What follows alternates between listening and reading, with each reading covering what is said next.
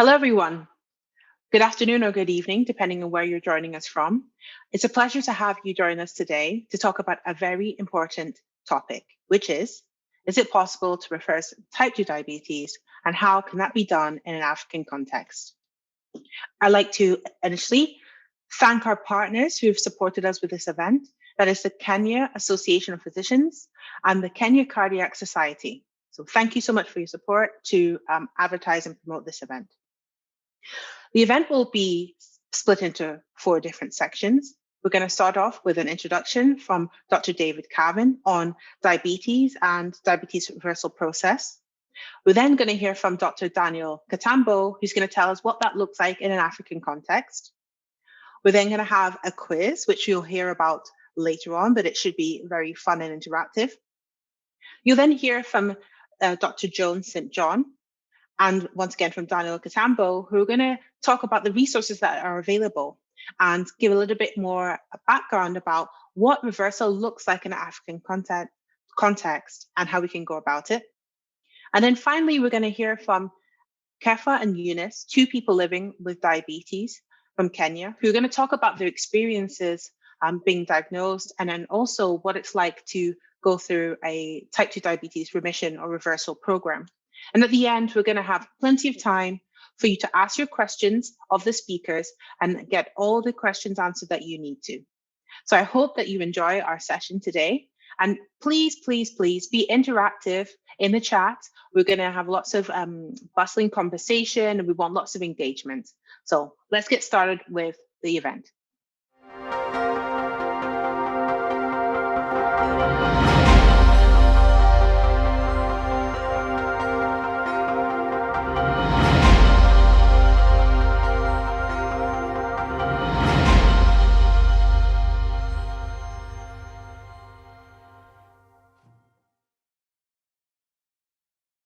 We're honoured to have Dr. David Cavan joining us today to give a bit of background about what type 2 diabetes remission or reversal actually is, and a little bit of the process behind what's going on in our body. So thank you so much for being here with us today, David. If you could introduce yourself to the audience, that would be fantastic. Yeah, thank you so much indeed. So my name is David Cavan. I'm an endocrinologist based in the UK, but I have been working elsewhere, including with colleagues in parts of Africa in recent years, as you'll hear during this session. So I'd like to start off by just introducing some background about type 2 diabetes and our current understanding about the risk factors for it and the fact that it can be reversed and the lifestyle management changes that can be used in order to achieve that. Now, for many years, we have believed that type 2 diabetes is an inevitably and inexorably progressive disease. This is a very old slide now coming from the UK PDS study carried out in the UK and published in 1998. And basically what it's showing is that for several years following the diagnosis of type 2 diabetes here, whether you give people really intensive treatments or what at that time was standard treatment, over the years, the HbA1c just keeps increasing. And so this led to the notion that we're going to, yes, we can try what was labeled diet and exercise to help people get on top of it and control the condition. But it's really inevitable under this understanding that tablets will be needed and then more tablets and eventually injections as well in order to get on top of and to control this progressive condition. So that, as I said, that was our understanding, and to many people, that's still their understanding of type 2 diabetes. But we'll come back to that in just a moment. Over the years, over the last 20 years, there has been a significant increase in the prevalence of diabetes across the world. These are data from the International Diabetes Federation and show that in the year 2000, there was an estimated 150 million people globally living with diabetes. Fast forward to 2019, the most recent data, and well over 450 million people are estimated to be living with diabetes. And the vast majority of cases, well over 90% globally, is type 2 diabetes. So that represents a threefold increase in the number of people living with diabetes in the past 20 years. And that begs the question, why has that happened? What has changed to drive that? Well, the first thing that we now understand has a significant impact on type 2 diabetes is what we eat and our diet. And a number of studies have come out over the past 20 years, which have highlighted there are certain food types that increase your risk of type 2 diabetes. And these can be broadly summarized as sugar, junk food, but also starches, which is a surprise to some people. But if you understand that starch is really just sugar molecules joined together or holding hands, as some people have put it, then perhaps we can understand why, well, if sugar increases the risk, then perhaps starches also, it's not surprising, are associated with an increased risk. And there's evidence, for example, that drinking 1 can of sugar-sweetened beverage a day is associated with an 18% increased risk of type 2 diabetes. Each portion of white rice increases by 11% the risk of developing type 2 diabetes. Now, I have to emphasize, of course, these are associations, not causation, but they are very, very strong. We have then a number of foods in the middle which appear to be neutral. Some people are surprised to see fruit because fruit is thought of being as really healthy, but actually fruit also contains sugar. And once you have more than 3 portions of fruit a day, then it is no longer associated with reduced risk of type 2 diabetes. And potentially that's also because of its sugar content there. And then on the left here, we can see the types of foods that in a number of studies have been associated with reducing the risk of type 2 diabetes. These include leafy green vegetables, whole grains, dairy products, and nuts, for example. And I think anyone, anywhere in the world will recognize that over the past 20 years, there's been a big change in the food that's been available to us, particularly over here. Junk food or fast food outlets are vastly more common. They're just about everywhere in the world now, and far more frequent than they were just a few decades ago, as an example. So what we're eating is definitely having an impact, but what else is there? Well, physical activity also is associated with risk of developing type 2 diabetes, and specifically, the more you sit down, the more risk you have of developing type 2 diabetes, and the more you move, the less risk you have.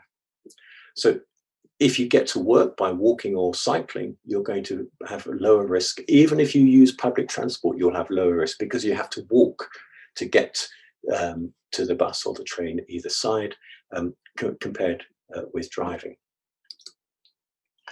So I think it's fair to say that pretty much everyone will agree that type 2 diabetes is associated with the way we live now, with modern day lifestyles. And these are characterized by being physically inactive, by having an unhealthy diet, and by gaining weight. And the more that these things are present, then the more an individual will move up this scale from having, if you like, having normal glucose metabolism through to what is called pre-diabetes, and then through to frank type 2 diabetes.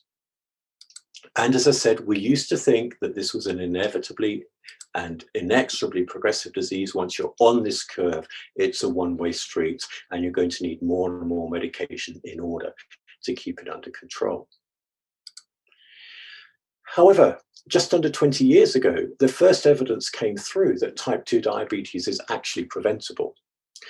Big prevention studies in the US and in Finland showed that if we can catch people here where they have pre-diabetes and encourage them to increase their physical activity, to adopt a healthier diet, and thereby to lose weight, then we can actually stop this one-way progression, stop them progressing to type 2 diabetes, and actually halt it. And in some cases, we saw that actually they could then revert back towards normal glucose levels. So for the last 20 years, we've understood that it can be prevented, which is great. But even more exciting, over the past 10 years, we've accumulated a lot of evidence that not only can it be prevented, but even if you already have established type 2 diabetes, it can be reversed. And this came from studies such as the Counterpoint study that showed that if you go onto a very low calorie diet for several weeks and lose a lot of weight, then you can reverse the diabetes. You can turn this condition around. And more recently, evidence from the United States that following a low carbohydrate diet can also achieve that. And so what this is actually saying to us is totally changing that narrative, that understanding that even if you're already up here, you have well-established type 2 diabetes.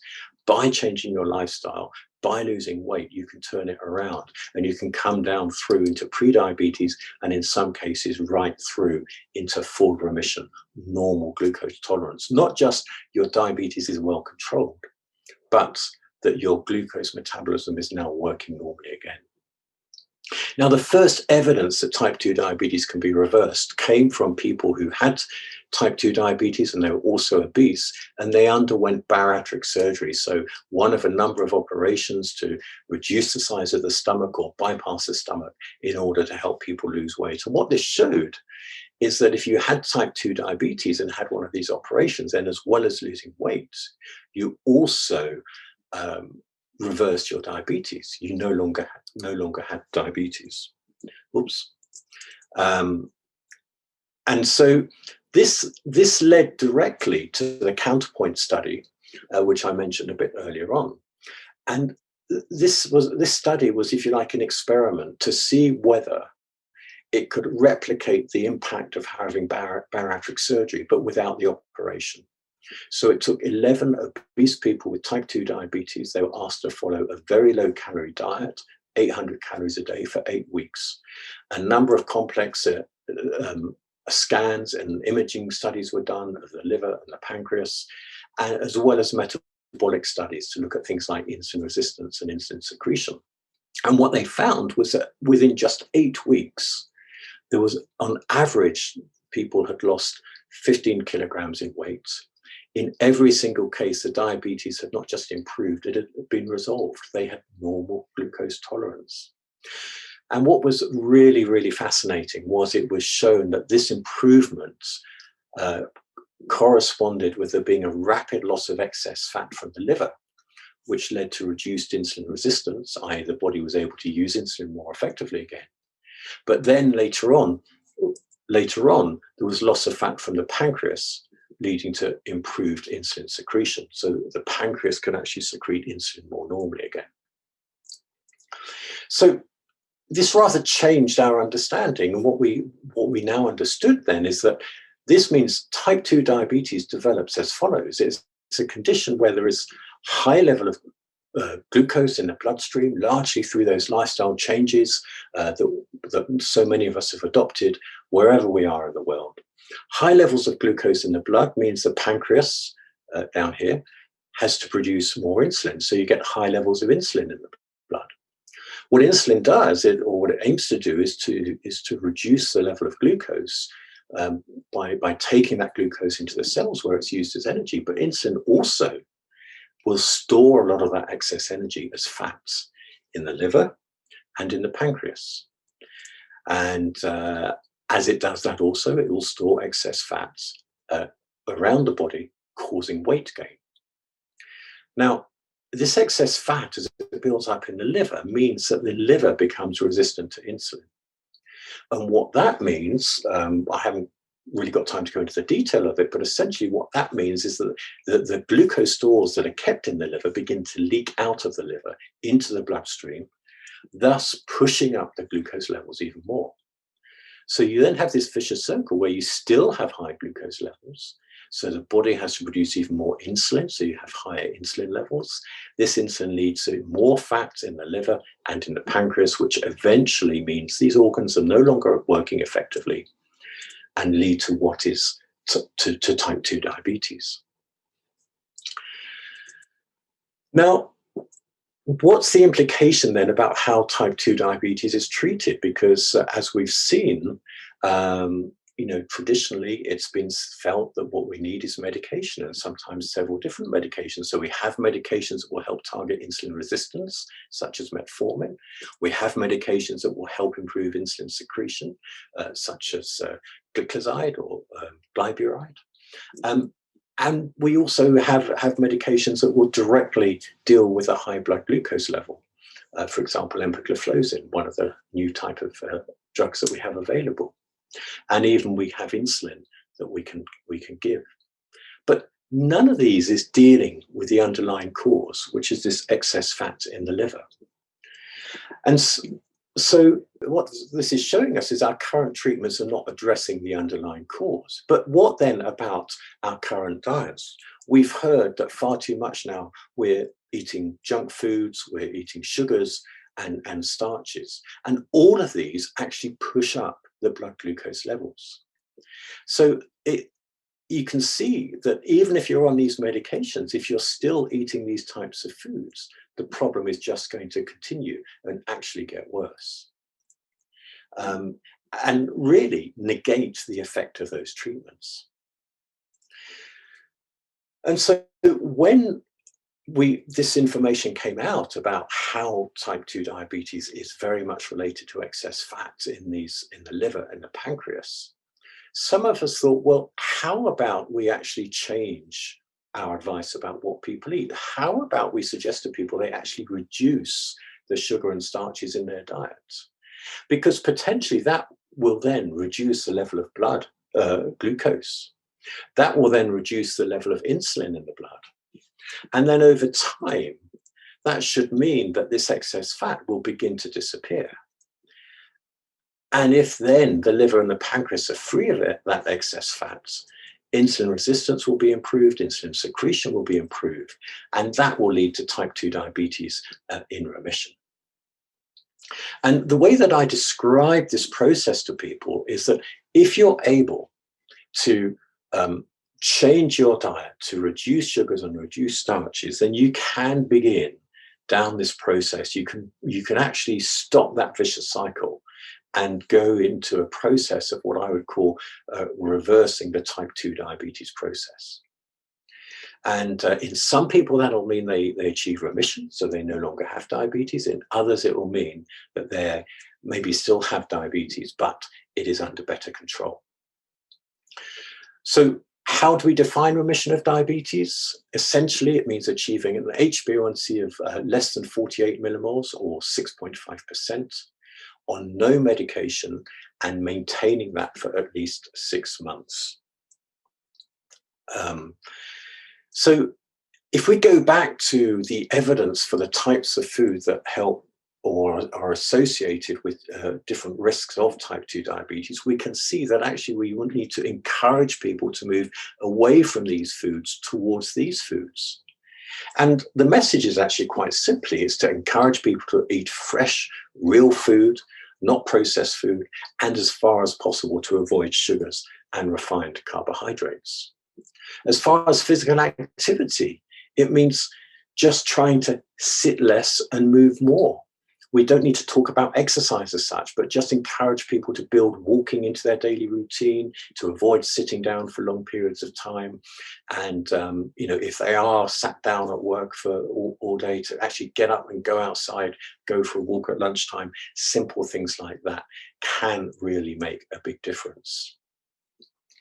So what about the stages of reversal? If you have type 2 diabetes and you're on medication and your sugar levels are high, then of course you don't have any reversal of your type 2 diabetes. But if you're able to make changes, as I said, you might still have diabetes, but you might have it under better control. You may well have lost some weight, and you may well also have managed to come off some or all of your medication. And then the full reversal is what we call remission, when you no longer have diabetes and you are no longer on any medication. Oops.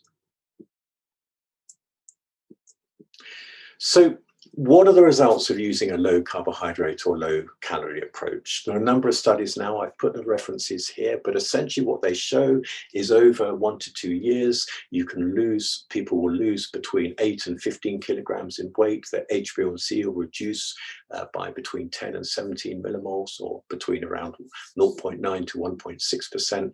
And up to 50% will go into remission, as I've defined.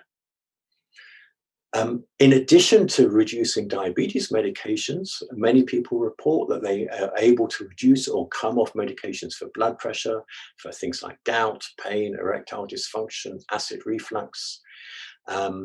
And people report they have far more energy, they feel more alive. I've had some people say that they feel their legs feel normal again for the first time in years, because they haven't got those high sugar levels, if you like, attacking the nerves and influencing their sensation in their legs or their feet.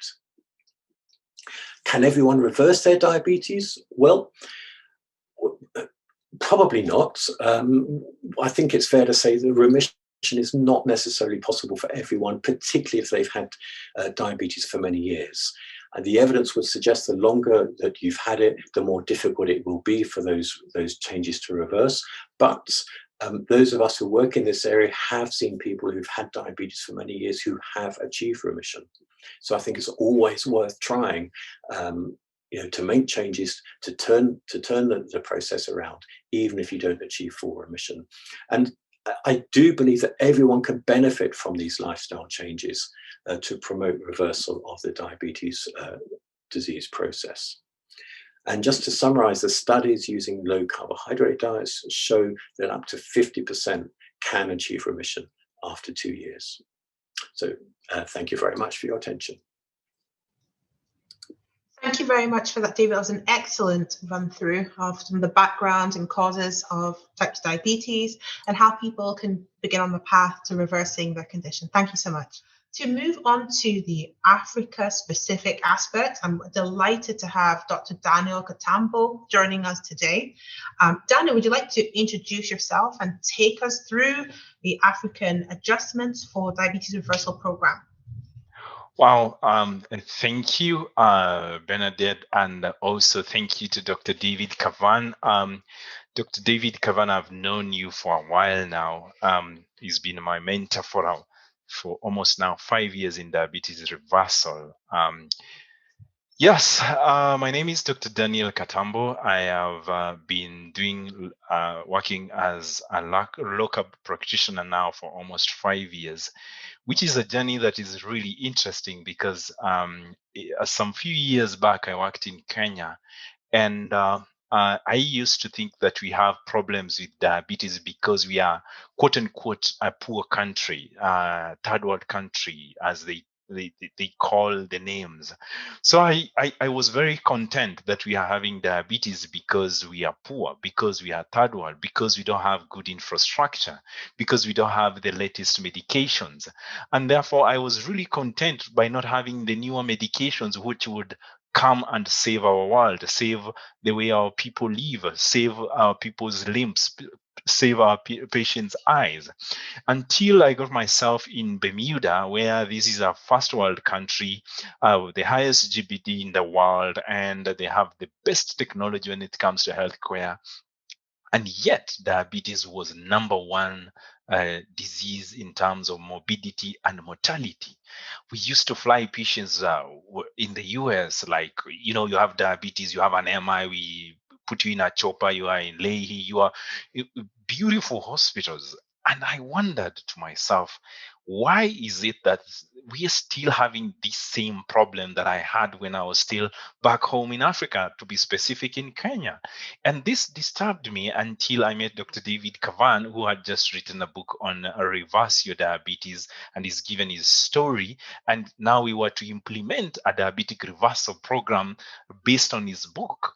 And this changed the way I practice my patients, chronic disease patients like diabetes.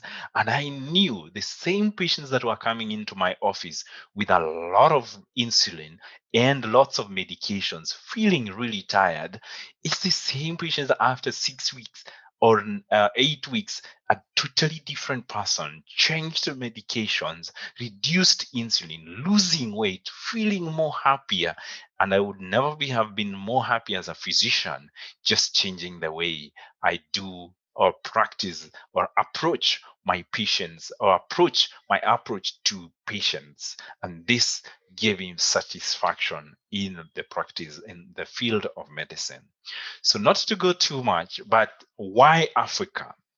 And this is where I talk about the numbers. The total number of people with diabetes is set to break 700 million by the next by 2045.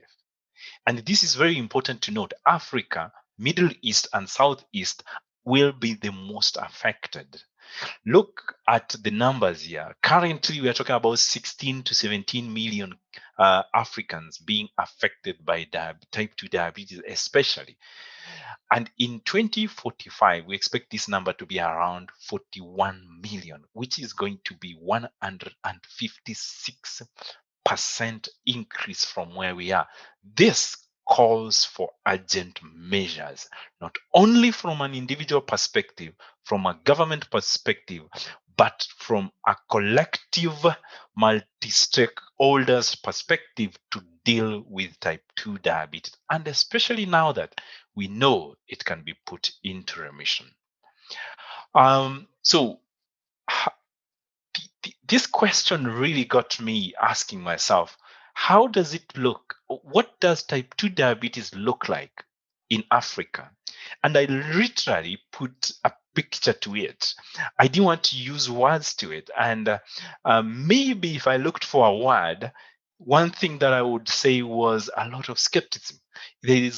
People are really skeptical. And who are skeptical? I must say, not too much of the patient, but too much of the healthcare professionals. And again, not every healthcare professionals, some of the healthcare professionals. So it's not unlikely for a healthcare profession who was trained on one way that diabetes is a chronic disease that is irreversible, or it cannot be put into remission. And there, here you are telling him, no, this is not possible. So he's gonna be like, I have to wait for more information. And then now you turn to the other side where you're now looking at the patient themselves. Oh, wow, I'm now fascination. There's a lot of fascination. I found patients, especially if the healthcare worker is well equipped with reversal, well aware and educated on reversal, then the patient is really excited. And that's the look that I get in my office with a patient who comes in. So it's a mixed reaction. The patient is really happy to know that they can actually put this thing that is called chronic disease into remission and now actually reverse it to the point of, this can actually be, cutting across to the point of skepticism. And you know what? Comes slowly. I don't think there is enough evidence, and which truly I agree, but it's a concept that is 10 years. So we have a lot to do, and we still have a lot going on now. So how does reversal fit into the culture of Africans? Now, I must admit that as Africa as a continent has lots of different cultures and beliefs and practices. I will not even major into Africa as a whole, but just focusing on Kenya, we have like 42 different tribes, each one of them with different beliefs and practices. We have however, we tend to cut across in terms of the culture is so rich in carbohydrates and starch that we indulge so much without ourselves even knowing that this is actually what is good for us because it's a cultural thing. However, we also have some some cultures, like if you know the Maasais of Kenya, who don't indulge in carbohydrates and they actually take a lot of meat. And the other question the other day, I just thought to myself, how many Maasais actually have diabetes apart from those ones who live in the urban areas? There are fewer of them, I would guess. No research. That's purely from an observational point of view. If I look at this, then what does this call us as an African setting to do? We need to bring this into the table. That is, the reversal principles need to be tabled onto every healthcare professional, and every patient. You need to know that it's actually possible. Is it possible to have this shared? I think it is, but that will call us to have stakeholders' involvement. We need to tailor the education into the different cultures, what might fit very well into a Kenyan perspective. In fact, I remember one of the things that I did when I came in 2019 was to purely adapt all the materials that we are using in Bermuda to an Kenyan perspective. And even when when I teach this program in a Kenyan perspective, I mix my languages to make sure that I fit very well, especially the English and the Swahili. And if I have any audience that talks my vernacular, sometimes I might just alter one or two vernacular languages there to just fit in. And then therefore we have now the other stakeholders coming in, the government support, the private sector support, the NGOs, and the rest. So that said, then we need to look at what are some of the barriers that we are seeing in diabetic reversal, especially in an African setting, as opposed to the many barriers that we are seeing, which is cuts across Africa. I would think the most specific ones would be the first two that are here, and which are lack of awareness among the healthcare workers and the patients. Among the healthcare workers, taking for example a patient who comes to see a doctor, and the patient is actually aware that diabetes can be reversed, and the doctor is not aware. Therefore, the patient might move out of that office without actually knowing, or the healthcare worker might actually not encourage the patient to go into remission or follow the path of remission. Another example, and this is really critical, um, and serves really as a barrier, is it is very essential as healthcare workers or patients for us to be informed on how to monitor medications.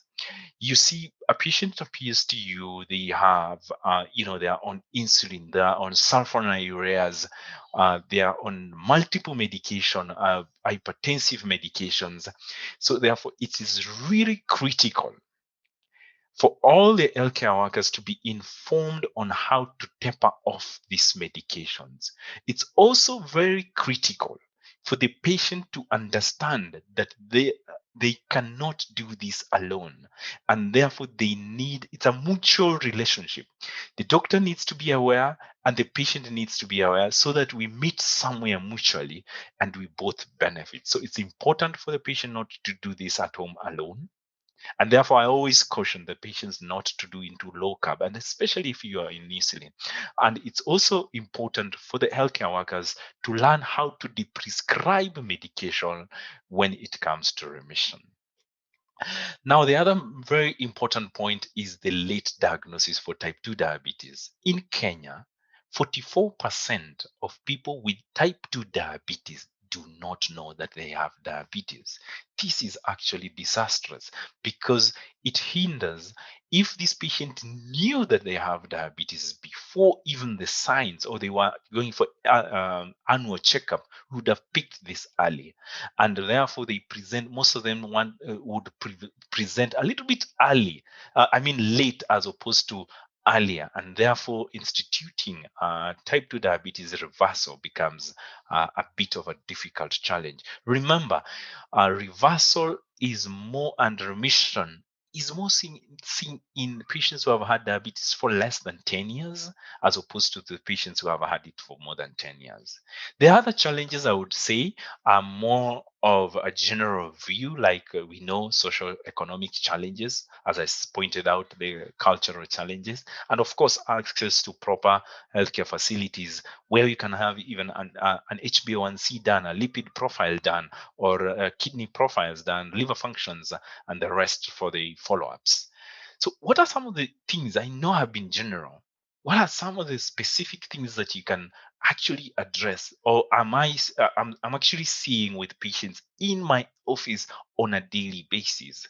Remember, we have known or we practice low fat approach, and therefore most of patients come in with meal plans that are mainly tailored towards low fat approach.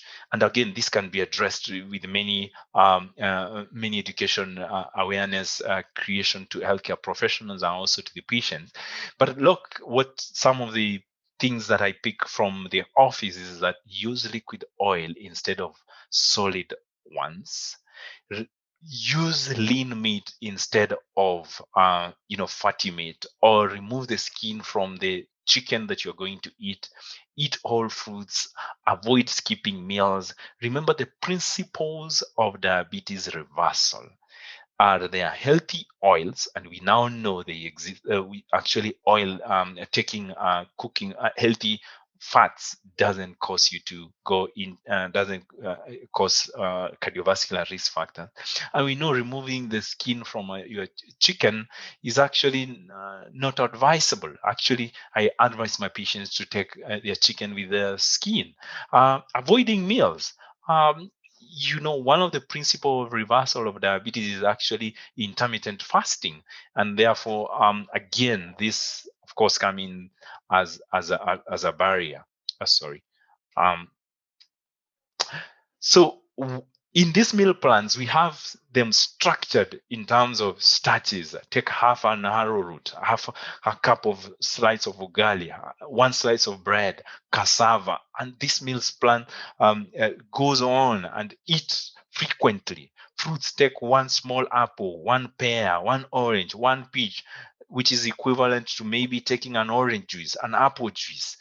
Meat, eat very small portions, like size of a matchbox.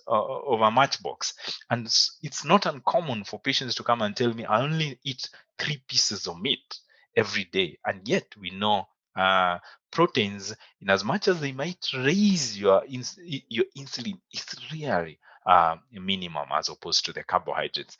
This is what we see in the office: 1 cup of cooked starch in the morning, a snack, something in the which has starch at 10 a.m. Take some starch at lunchtime. Take some starch at 4 p.m. in form of a fruit. At night, take another half cup of rice, and again at bedtime, take a small something. And this is what Dr. David Cavan explained. The traditional management of diabetes results in the end as a high carbohydrate diet, which is really hindrance to the reversal of type 2 diabetes. Now, the other thing that is really seated deep in our culture is the myths that we have. What is the definition of this? These are several myths which lack biological explanation or are based on misunderstanding of human physiology and nutrition. What are they? That you actually dietary carbohydrates are necessary or basic sources of energy for human beings. I really want us to be very clear. The amount of carbohydrate that you need as a human being daily is equivalent to zero. So you actually don't need carbohydrate. They are non-essential. They are not essential. Carbohydrates are not essential, and of course, this is a new teaching, and of course, many healthcare workers receive it differently. Many patients also receive it differently, but we know the amount of carbohydrates you need is equals to zero in a daily in one day. Intake of dietary fat results in fat gain. That is totally untrue. Intake of saturated fat causes cardiovascular disease. I think right now we have enough papers to prove on to the contrary. We have a carbohydrate restriction will therefore inhibit me from having enough nutrients, fibers, vitamins and minerals. This is totally untrue. In fact, we do not advocate, if a patient cuts off the carbohydrate, we don't advocate for supplementation of nutrients, because the same nutrients that you are getting from carbohydrates, you can actually get them from the other macronutrients, including vegetables also. Intake of dietary fat leads to lipid profile, or effect on your cholesterol profile, or increased cardiovascular risk. We know right now, again, we have several studies that are proving on the contrary, and that's not true. So as long as you advise your patient correctly on the healthy fats, we are seeing improvements on the cholesterol levels. Now, this is the most one of the myths, or I don't know whether it's a myth or a practice or a belief, where overweight in Africa, and I will be very specific about Africa here, overweight or obesity is equal to wealth. It's a status. It's saying that I have the monies, I am driving a good car, I am not small, and therefore I'm free of diseases. And this perception of wealth and health is risky to diabetes reversal, because when that patient comes to your office and you tell them, I need you to reduce your weight, the first thing I have gotten is not the concern to him as a patient or her as a patient. It is, how will my family perceive this? How will my colleagues perceive this? How will my community perceive this? And this is something that, as a healthcare profession, you need to know how to address it. And it's something that is really deeply seated in us, and requires a lot of addressing. I don't think I have any further slides to this. Thank you so much for this first session. I think I'll be back for a third session on this. And thank you so much for listening. Back to you, Bernadette. Thank you so much, Daniel, for that excellent run through of diabetes, type 2 diabetes reversal, and some of the considerations that we have to take into account for people based in Africa. I think you make an excellent point about how it's a partnership between healthcare professional, healthcare worker, and also the people living with diabetes, to make sure that we're giving people the opportunity of diabetes reversal or remission. So thank you so much for that. And we're going to be moving on to the next segment where we have a quiz for everyone, where we're going to pose some images, and we're going to test everyone's knowledge before we move on to speak with you again, Daniel and Joan St. John. So thank you so much, and look forward to speaking with you soon. Thank you. Great. So thank you for your interaction so far. We're going to start with a quiz where we're going to test your knowledge of the amount of carbohydrate in different types of food. And I'm going to be joined for this section by Dr. Joan St. John. You'll see a box come up on your screen with the poll question. If you answer that, we can give some description about what's the correct answer and why. And then we'll have 7 different questions to go along with. So Joan, I'd like you to tell us a little bit about the food that's on the screen at the moment. So thank you very much, Bernadette. Thank you for inviting me to be part of this wonderful event. It's been great to hear from Daniel, Dr. Katambo, and also Dr. Cavan. So we're going to start with a bit of fun quiz. It's a quiz which is what we call edutainment. So it's a bit of fun, but hopefully you'll get some knowledge from it as well. On the first slide, we've got 4 different sorts of carbohydrate listed. So we've got sur, which is more from the eastern part of the African continent. Sorry to interrupt you, John. We've got about 40 seconds for this part of the presentation. Okay, all right. So I'm going to show what people have voted so far. And it'd be great if you could comment on what people have selected. Most people think rice and plantain is the winner. So rice and plantain is the winner, but actually there's not a lot of difference between all of these carbohydrate contents. So the rice and plantain has 147 grams of carbohydrate in it, but the soy has 134 grams of carbohydrate in it, and the pap and the fufu have about the same, 115 and 119 grams of carbohydrate. So just to give an indication, and we've got the next question. Yes, we've got the next question coming up now. Okay, so we're asking, which portion of rice would you normally eat? So nobody will know what you answer, so please go ahead and tell us what you would normally eat in terms of the plate of rice. We've used jollof rice here, and as many people would know, that tends to be eaten in the west side of the African continent. So 100 grams, 300 grams, or 500 grams, and you can see how much of the plate it fills. As John said, no need to hide the truth. You can be honest with us in this session. Right, let me give a couple of more seconds and then I'll share the results of the poll. But for you, Joan, I mean, in your experience, what is the average size that the people that see you in your clinic are eating? Okay, so I think it's really interesting, Bernadette, because some people will not want to be fully telling me exactly how much they're eating, and they may say the 100 grams, but in their mind, they know it's more like the 300 or the 500. So this very healthy audience here today is saying 100 grams. That's what they would normally eat. And yeah, about an equal portion are also saying the 300 grams. So, exactly. you know, I think it's really interesting because the next question will actually give us an indication of the carbohydrate content of the rice. So we're going to move on to that just now.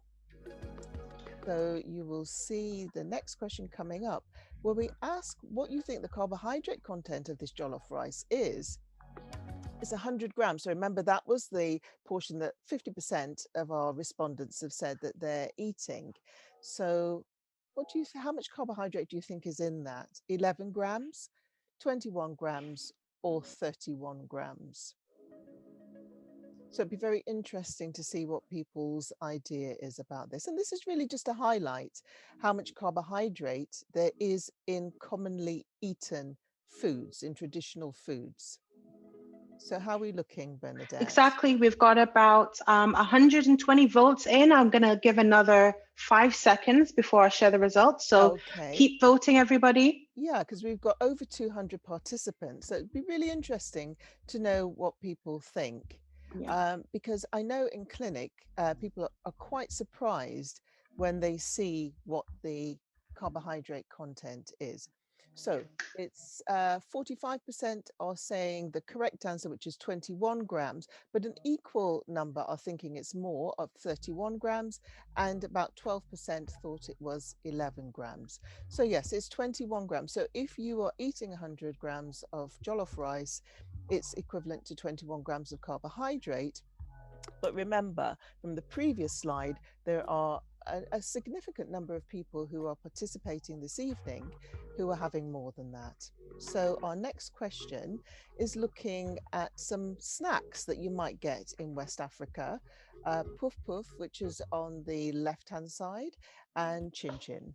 And we've got 210 grams of the puff puff, and chin chin is 150 grams.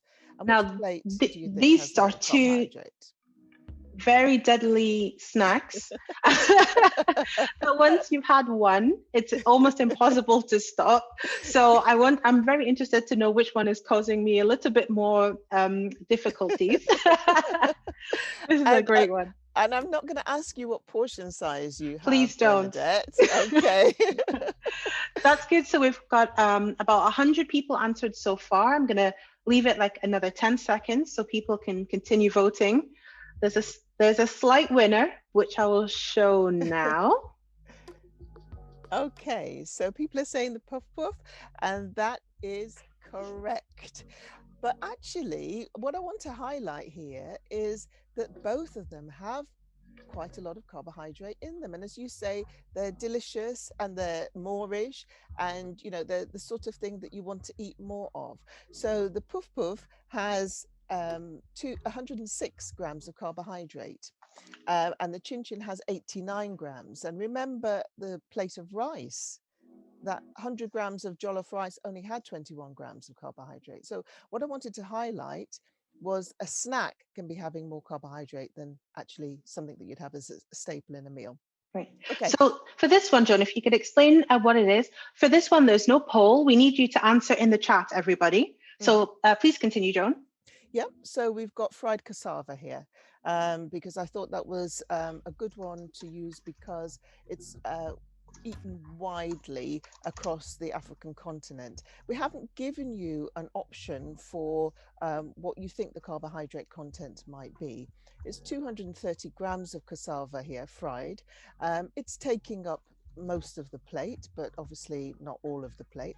What do you think the carbohydrate content is? Remember, it's fried, so there's going to be some fat content as well, but just give us an indication of what you think it might be. It's a difficult one. I think people are struggling. Could you give a range of different numbers? Okay, so let's say 50 grams. All right, somebody's put in 33 grams. We've got 110 grams, 30 grams. So we've got 30 grams. Yep, keep going. Let's say it's more than 30. So what do you think it might be? 50 grams, more than 30, 60. I think I saw 100 flash up there, and 120 somebody's put. The person who put 120 is spot on. Excellent. So I'll put that in the chat. The answer is 120. So we've got the next food item. Joan, if you could take it away, please. Okay, thanks. So this is a flatbread, sometimes called anjiro or kanjiro, eaten more in the eastern part of the African continent. We have 130 grams, which some people would say is a sort of moderate type of size that people would eat. And what do you think the carbohydrate content of this might be? So it's 130 grams, 2 slices of that. What do you think the carbohydrate content might be? So 50 grams. Okay, so 250 grams. So that's more than its weight, somebody's put there. 75. Okay, so I will tell you that it's 47 grams. Okay, so it's 47 grams of carbohydrate. And listen, we're looking purely at carbohydrate content just to highlight carbohydrates. We're not talking about complex carbohydrates. We're not talking about the fiber. This is just a bit of a quiz to raise people's awareness, because remember that we were talking about those snacks which actually had a lot of carbohydrate in them. So people may be eating these snacks not realizing that they have a high carbohydrate content, and then their blood glucose is being raised and they're wondering why. So it's a bit of fun. So we'll expand on it more as the talk goes on. And the next so the final question. Go ahead, Joan. It's amala. So from West Africa, similar to fufu, similar to gari, similar to those sorts of staples, similar to pap in some ways. What do you think the carbohydrate content is? It's quite a sizable portion because it's 450 grams. What do you think the carbohydrate content would be? 50 grams, 100, 200? What do you think it might be? Okay, I've seen flash up 300. I've seen got flash 210, up 200, 60 grams, 130. We've got a big range here, 150. A very big range, yeah. Yeah, so it's actually 142. And remember, this is only one aspect of a meal. And from the first slide, people may remember that it was the rice and the plantain together that had the highest carbohydrate content. And I know from my own community that that is not uncommon to have rice, plantain, and other carbohydrates in the meal, along with other foods as well. So, yeah, it's been really interesting to see what the responses have been, Bernadette. It's been very fun. We're going to jump straight into your next session, Joan. So thank you so much for that. Thank you, And Bernadette. speak soon. Thank you so much, everyone, for getting involved in the quiz. We had some very interesting answers, and we're going to hear more as we go through this presentation. So welcoming us to section 3, where we're going to talk about the resources to support people who have type 2 diabetes in exploring a process of reversal, especially if they live in African communities or eat African cuisine. I'd like to welcome Dr. Joan St. John. Joan, would you like to introduce yourself, please? Thank you so much, Bernadette. My name is Dr. Joan St. John, and it's a pleasure to be part of this webinar today. I work in an area of northwest London, close to Wembley Stadium. People may recognise where I'm located. And I work with very diverse communities in terms of ethnicity. Now, one of the challenges I faced as a healthcare practitioner working with diverse communities is that when somebody was diagnosed as having type 2 diabetes, one of the first things they would say is, "What can I eat?" Now, if you're from an African, Caribbean, South Asian population, that was particularly difficult for you to know what healthy foods you could eat, especially if you wanted to keep to your traditional diet. It was a challenge that people were facing. And myself and my colleague, a consultant diabetes specialist dietitian, decided we needed to do something about this because people needed to have fair access to that information. They needed to be empowered to make the decision, informed decisions about healthy foods that they could eat from their traditional diets. One of the startling things we found out when we did a pilot study is that about 70% of people who were diagnosed as living with type 2 diabetes had not had any culturally specific dietary or nutritional information before they came to see us in the clinic. So they were left in this wonderland of trying to decide what was the best foods for them to eat and what was the healthy food for them to eat. One of the really important things and aspects of this is that healthcare professionals were unaware of the traditional foods that people from African, Caribbean, and South Asian communities were eating. They were totally unaware of what those traditional foods look like, and so they could not give culturally specific information, nutritional information, to people from these communities. It was so important that healthcare professionals had the cultural competence which is required to enable and empower people from these communities to have the best nutritional and dietary advice possible. And it was because of this and the repeated conversations that we were having with people from many different communities that we decided to do something about it. And we co-authored a book called World Foods. The aim of World Foods was to try and give people who were having a traditional diet from the Black African, Black Caribbean, or South Asian populations information about the carbohydrate content in the traditional foods, because that information just wasn't out there and easily accessible. And if you have that information, all the wonderful tools and advice that we've been given so far could then be implemented. But if you didn't have that information, how were you going to start? And it was difficult to get hold of that information, but we've managed to collate it into a resource that people would be able to use. Now, this was a conversation that we were having in the UK, but just as equally, you could be having that anywhere in Africa, in the Caribbean, in many other countries and continents. And it was because of this, we felt that it was really important to bring those resources together, to empower people to make their own decisions and enable people who want to try to reverse their type 2 diabetes. So it's, I think, excellent and really exciting that we're doing this today to look how we do this, particularly with African communities, the African diaspora in the UK, the US, and in Africa itself. So I'm going to hand over now to Daniel, Dr. Daniel Catambo, to tell us further about the resources that are available to support type 2 diabetes reversal in African communities. Thank you very much, Daniel. Excellent. Thank you, Joan.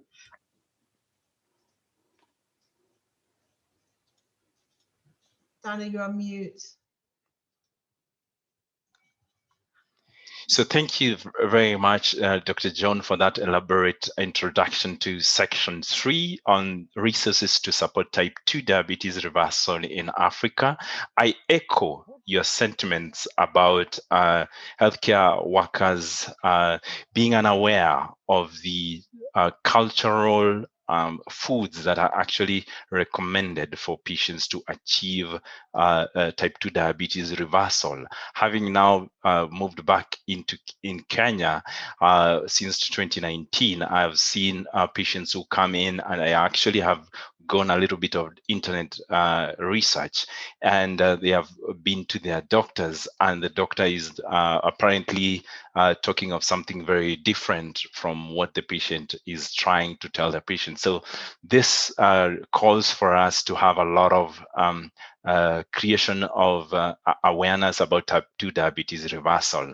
And I hope this section will introduce to you some foods that we can discuss from today with our patients on how much carbohydrates are available in higher quantities in some of the foods that we see. I'll begin with fruits, and then I'll talk about the starchy foods and also some legumes. One very forgotten area, and especially that is well versed, people are aware that fruits are good, but at the same time, like a mango here, you can see one single mango can have up to almost 14 teaspoons of sugar equivalents. So it's always good to have maybe a piece of it as opposed to having a whole lot of many mangoes. When you look at an orange, this size will be equivalent to almost 5 teaspoons of sugar or 5 cubes of sugar. Cassava, which is very common in our local cultures, especially here in Kenya, it's a breakfast meal. Just like 4 pieces, as you can see them on the screen, can go up to more than 10 teaspoons of sugar. And then most of my patients tell me that they take their tea without sugar, and knowing to them that the cassava that they just consumed has a lot of sugar in it now. Now jumping into the starchy foods, many patients are aware that white foods or starchy foods are good, but they often more than not, unknowing to them, think that brown stuff is good for them. Just to create awareness on this, one chapati can have up to 6 to 7 teaspoons of sugar, and that's a smaller size of chapati. When you look at something like uji, which is a breakfast meal, a starchy meal, which is porridge.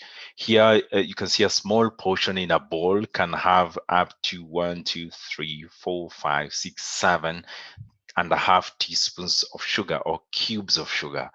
And then that is in contrast to the white porridge, which many people don't take, especially if you have diabetes. But as you can see, if you compare the same, they have almost the same amount of sugar equivalent. This is very common. I think this cuts across not only in Kenyan communities or cultures, this cuts across the African culture or communities. And this is in our local language, we call it Ugali. In other parts of the world, I think in West Africa, they call it pap. Here in Kenya, there's a Western community called the Luo community that they actually have to take a piece of this or a lot of this to call themselves a community. They're actually identified by Ugali. And you can see it's very small 2 pieces can have up to more than 14 teaspoons of sugar. So you consider yourself, if a patient has, let's say, sugars of 6 or 7, and then they consumed such an amount of Ugali, then that would be equivalent. In the next 2 hours, the patient will be wondering where the sugars came from, unknown to them. That is just the ugali that they just consumed. Another very common food here is rice, and as you can see again, it has a lot of sugar, just a small portion like this. And I'm aware our communities consume more than this. It could have a lot of cubes of sugar, or many sugars. Pasta is not culturally African, but I just made this to make sure that in our urban areas, especially in areas like here in Kenya, Nairobi, Eldoret, upper city, urban cities, we are seeing more and more consumption of refined carbohydrates. So I put this just to illustrate to you a small portion of pasta and how much sugar it can have. You can see here it's more than 10 teaspoons of sugar. So we always need to be very careful when it comes to refined carbohydrates. Bread is something that we always put as African communities put in our table in the morning. And these are small slices of bread. And these ones have 6 teaspoons of sugar. I am aware of bigger slices that could have up to 5 teaspoons of sugar. Not to forget, of course, the legumes and the beans, the lentils, what we call here in local communities, the njahe, the beans. These tend to have a lot of carbohydrates, and yet many people believe they are actually proteins, as opposed to I believe that these are actually they are plant-based sources of carbohydrates, and they are not proteins. They have a lot of carbohydrates. So we have an example here, which is like peas, which has just a small portion like this, has 6 teaspoons of sugar. The next is maybe yams. As you can see, small portions have almost an equivalent of 8 to 10 teaspoons of sugar. So, having seen just a brief of some of the things that we need to create awareness among either our patients or our healthcare workers, then what are the best approaches that we have seen in Africa that are working? And at this point, I must say, since this is a very new concept, there are not a lot more resources out there available. But just to start off, is that we have a lot to do either as healthcare workers or even as a patient. We have a lot of input from ourselves to go ahead and create awareness and education for both the patient and also the healthcare workers. I've been to several continuous medical educations. I've been to TV station, radio stations, and webinars just to create awareness among the same group of healthcare workers and patients. We are providing right now, we are having one resource center that will be purely based on a clinic that is centered towards a remission, where a patient just walks in and the first thing as a type 2 diabetes that will be offered will be actually remission as an option to reversal of type 2 diabetes. That's Clinic Reversa. This clinic is just like 3 weeks old. We're also having coming up websites like Afya Planet website, which is www, as you can see down there.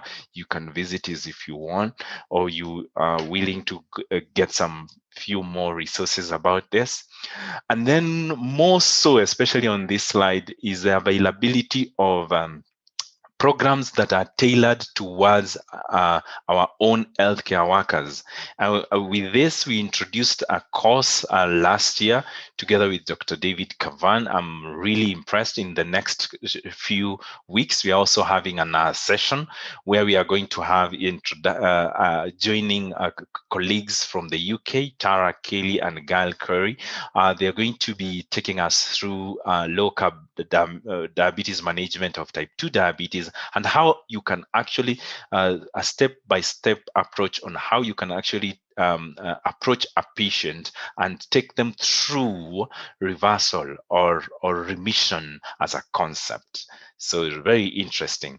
And then we have now the diabetic reversal program that has had more than 100 patients gone through already, which I'll be just tackling it in details in my next slide. So the diabetic reversal program is a structured intervention based on Reverse Your Diabetes, which is a book that was written by Dr. David Cavan. The first version was written in 2014. It's a real world implementation of the book, and then it's based in a primary care setting. It's a 6-week group, and now we are actually setting up the first online Zoom education, and then we will follow patients up for 12 months. And then what do we do for the weeks?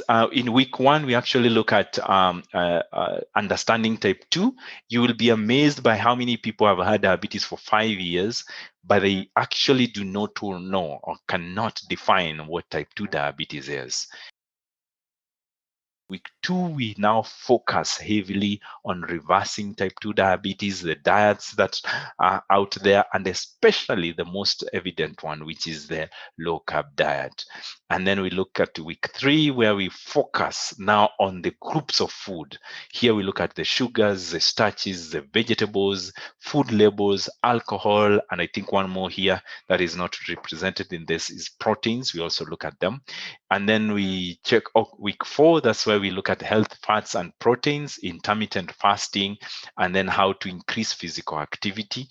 And then week 5, we look at dealing with your own physical health, especially for persons living with type 2 diabetes.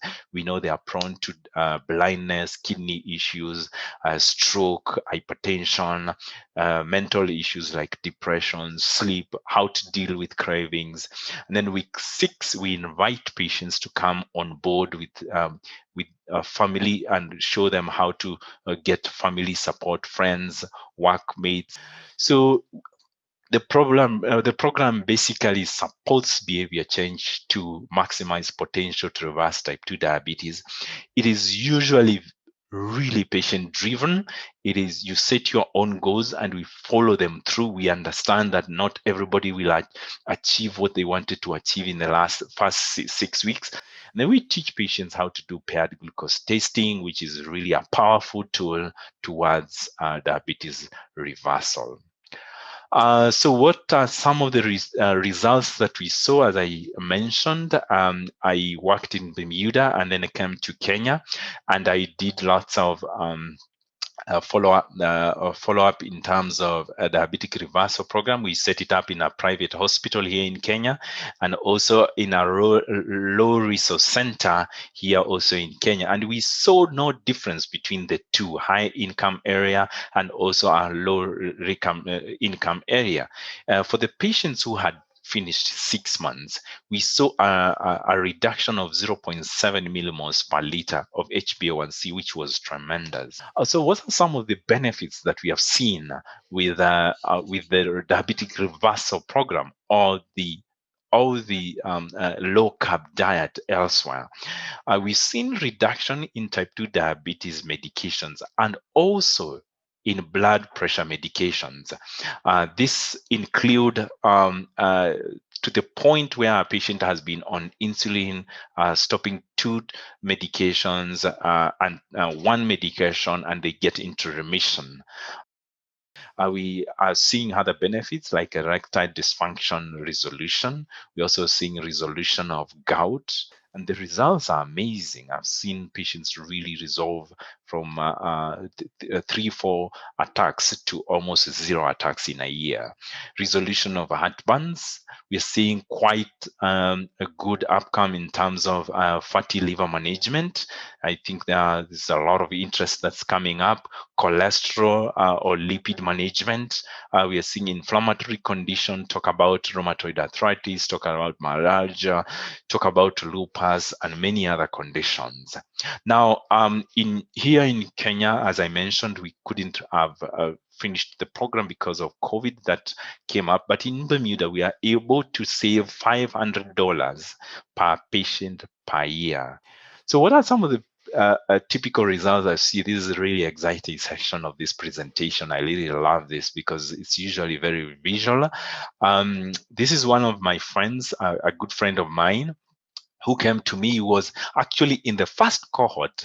As you can see on your left there, he was on metformin, glibenclamide, enalaprine, aspirin, and torvastatin. And he was using about 2,000 shillings, Kenyan shillings. And as you can see, he's transformed himself. This is about either January or February this year, and he's currently not on any medications. So very happy with himself, able to run around, doing his own daily activities at home. This is another friend of mine again. All my friends, my patients now become my friends, and I'm happy to say that he's off insulin. And then he started, of course, on insulin. He was, I think, on very high doses of Mixtard, and then we were able to win them off. This is him, I think, in February this year, and he just posted this in one of our WhatsApp group and said he's fighting diabetes in style, and I quite agree. He's really fighting in style. And then this next picture is very interesting. I asked her, what do you think is the most that you have achieved from the program? And she was like, I was unhappy and now I'm happy. And I truly agree with her. She was unhappy initially, and I must say that she did quite well. She did a lot of fasting. She went into ketogenic diet. She did quite well, and she lost all the weight. And this is within a span of maybe from September 2020. Now, to some of the other diabetes reversal resources that are available in an African community, you can visit our website, or also other websites like diabetes.co.uk. You can also visit that doctor and many other resources that are available out there. One of the resources that was available there in the UK, having been done by Dr. David Unwin, who is like almost now becoming the professor in diabetes reversal, is the famous infographics. And I'm currently actually translating his infographics from English to Swahili to add onto the many languages that we are seeing. And this is one of the infographics now in Swahili, and I'm hoping that it will benefit patients in the Swahili community, not only in Kenya, but any other communities that speak in English. I mean, in Swahili, and not in English, and especially the Tanzania community. And so thank you so much. Now I think I will move this back to Bernadette. Thank you so much for listening. Thank you, Daniel. Thank you, Joan, for that incredible explanation and walkthrough of the different resources available for people who have type 2 diabetes who would like to reverse their condition, and also for explaining, why this sort of work is so important to make sure that the information available is tailored to different people's languages and also the foods that they eat on a day-to-day basis. We'll be moving on to hear from two people living with diabetes to give their opinion of their experience of the reversal program and just hear more about what it's like for them and any tips that they would give to others who would like to go through the process. So let's move on to that section now.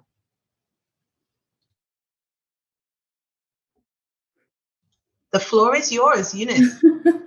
So welcome, Eunice and Kefa, to this fantastic event where we're giving people an understanding of what it's like to go through a type 2 diabetes reversal program. We're very keen to hear what it's been like for you. We've heard from the doctors and they've given their perspective, but at the end of the day, it is you that have gone through the process yourself, and we want to know how it was for you and what your friends and family thought, and whether you would recommend it to others. So firstly, I'd like to introduce Eunice.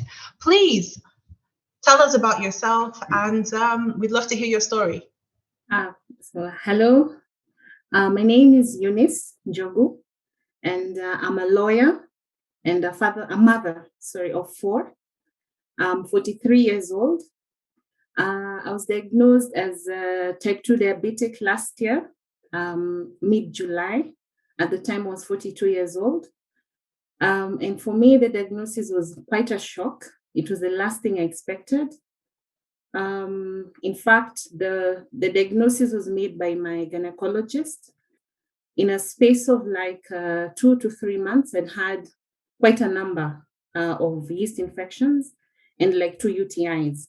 So later I came to learn, apparently UTIs, recurrent UTIs and yeast infections in women is more often than not a sign of diabetes. I didn't know that before. I knew other signs like extreme thirst, frequent urge to urinate, the things that we usually hear about. So for me, it was quite a shock. My gynecologist suggested that we do check my sugar levels. And the fasting sugar was at 21.5. And my HbA1c during that first test was at 17.4. I actually, my first, other than shock, the other reaction that I had was actually embarrassment, because I felt that I must have done something or not done something to put myself in that position of becoming diabetic.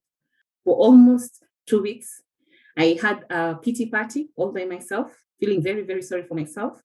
By the time I was getting the diagnosis, actually I already had pain and numbness in my feet.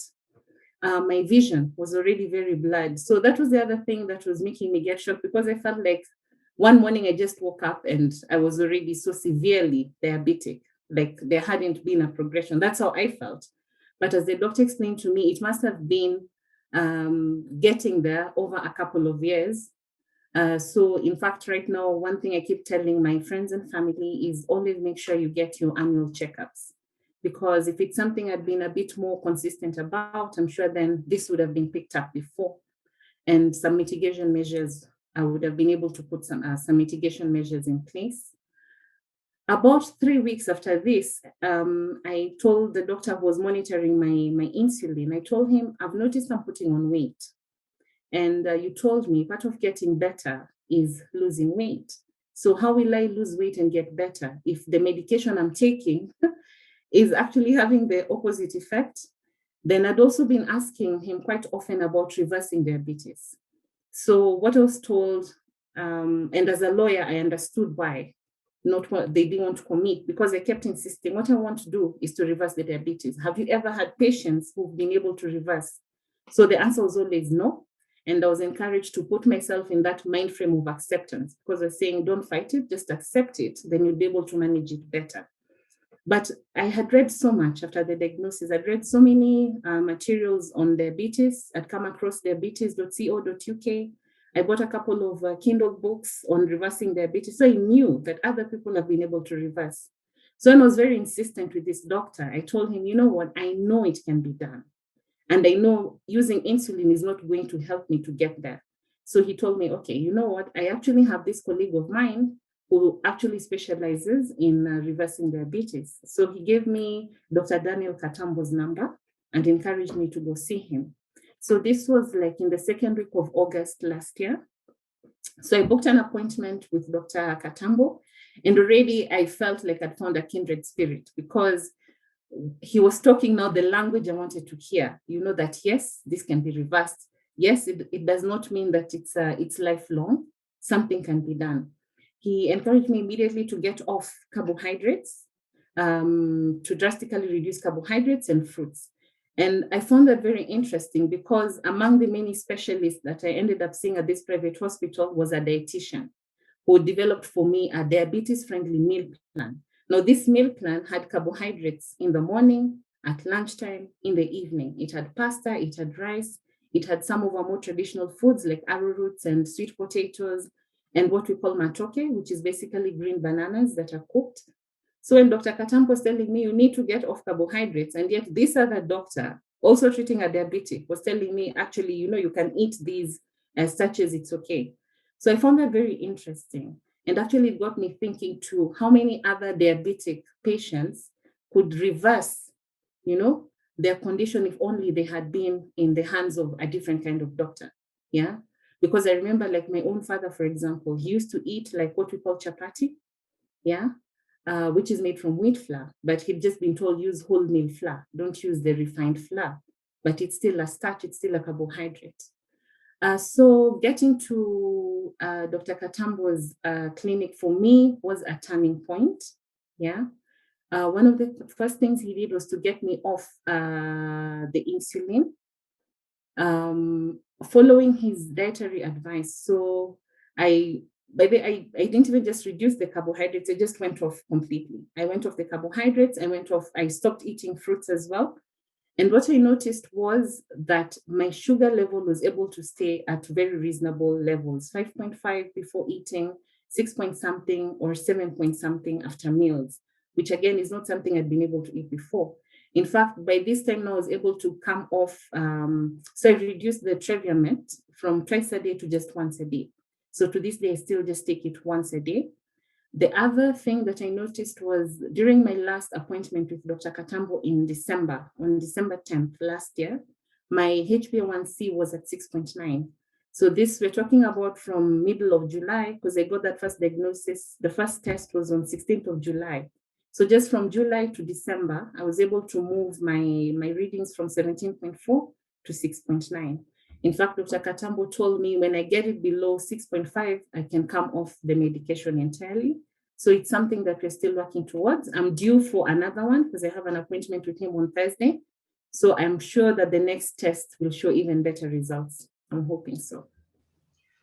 Thank you so much for that, Eunice. It's honestly a compelling story, and many people who had your experience, the gynecological challenges, recurrent UTI, and thrush yeast infection, they won't put two and two together or won't have an awareness that it could be diabetes. So I'm very thankful that you were able to seek the care, and the journey you've been on is very fascinating, and a lot of what you said, I'm sure will ring true with other people, that you're given advice which contradicts other advice. And it can be very difficult to know what's the best thing to do. We'll come back to you, Eunice, but I'd like to hear from Kefa. If we could introduce yourself, please. And Thank you, Bernadette. As you have heard, my name's Kefa Oyaro.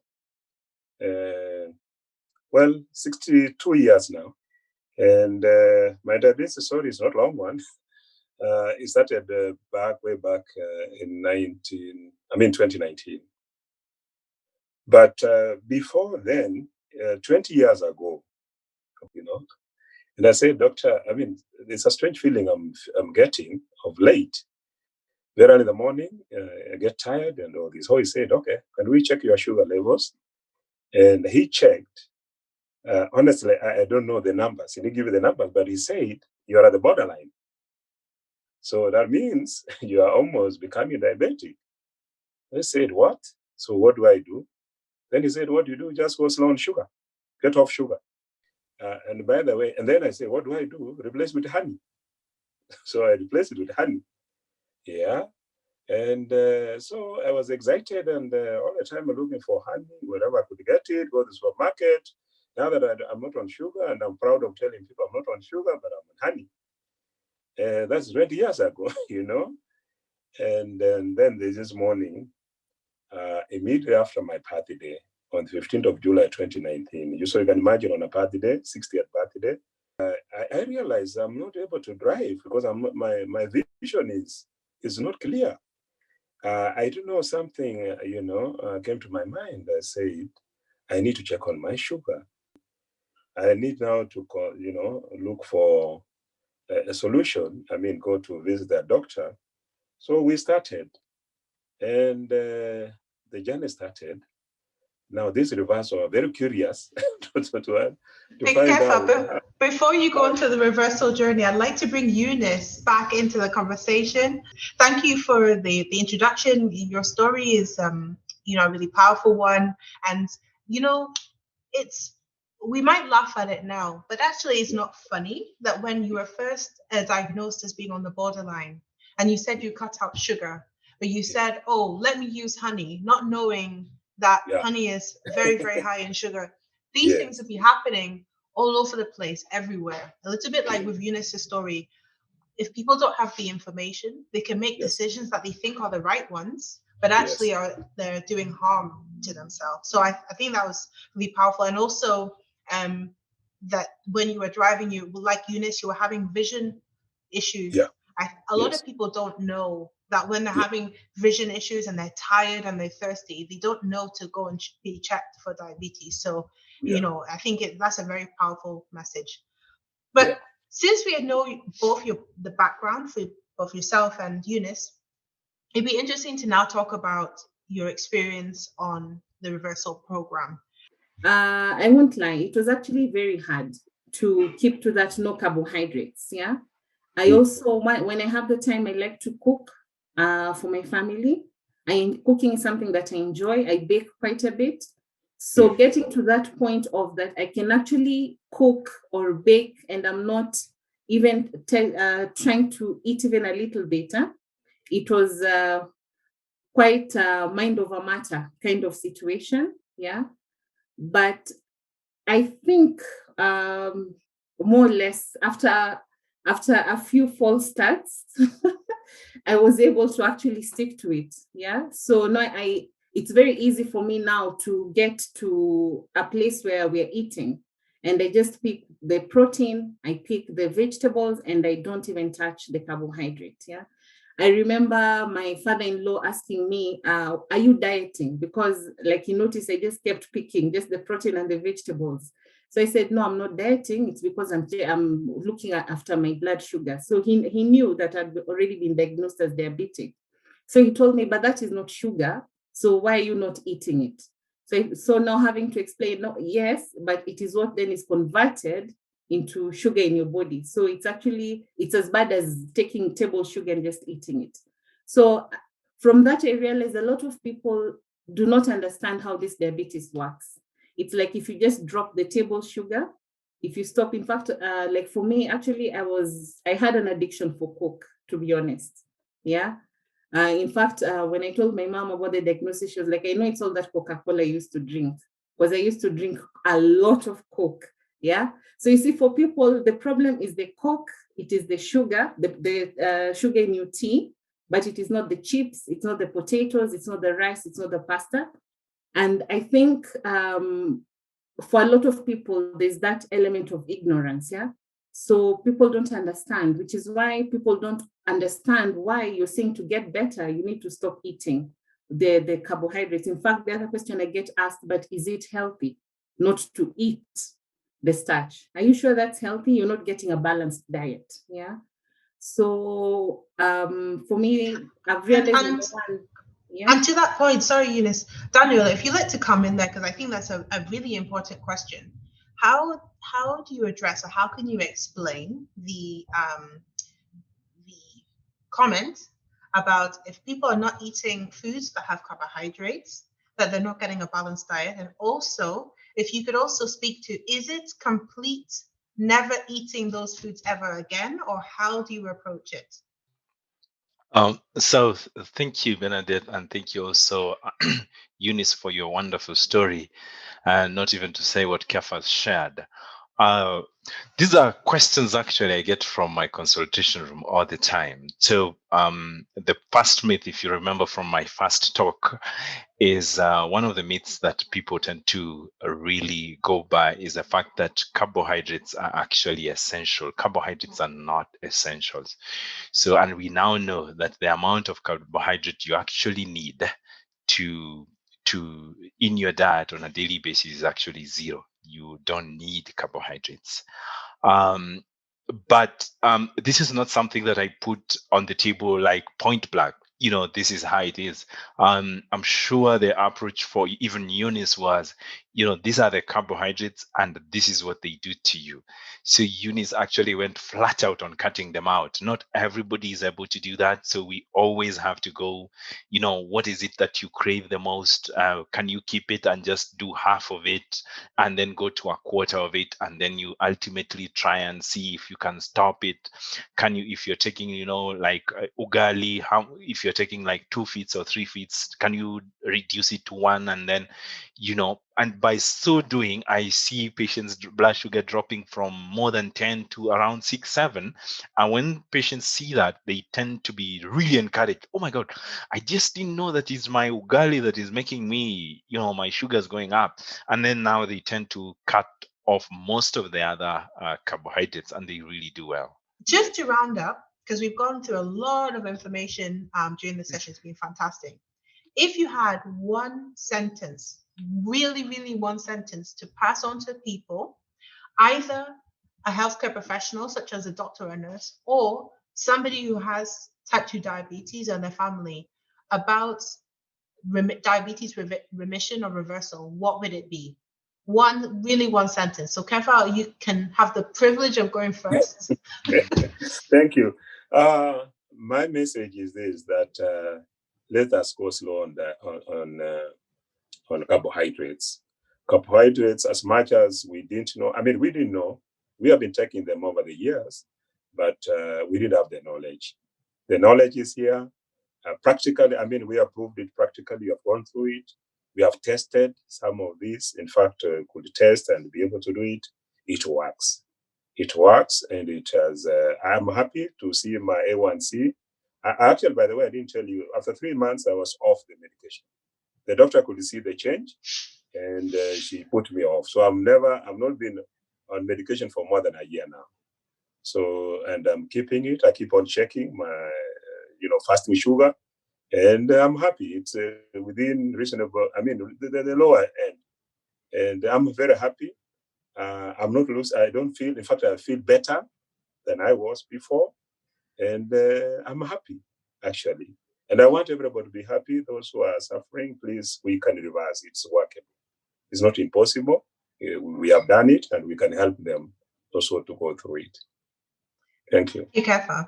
Thank you. Eunice? What I'd say for me, it's more healthcare professionals. Try and learn, educate yourself about the current trends in treatment of diabetes.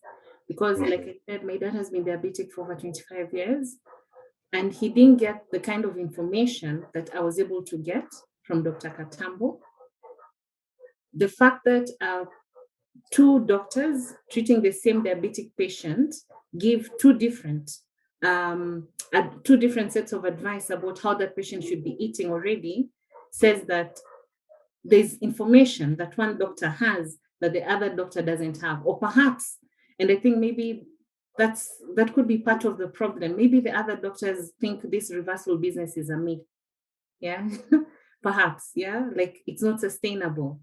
And yet, as Kefa has said, we are living proof that when you implement these steps, it's something that works. Even before exercising, just tweaking with your food, changing how you eat, it can make all the difference in the world.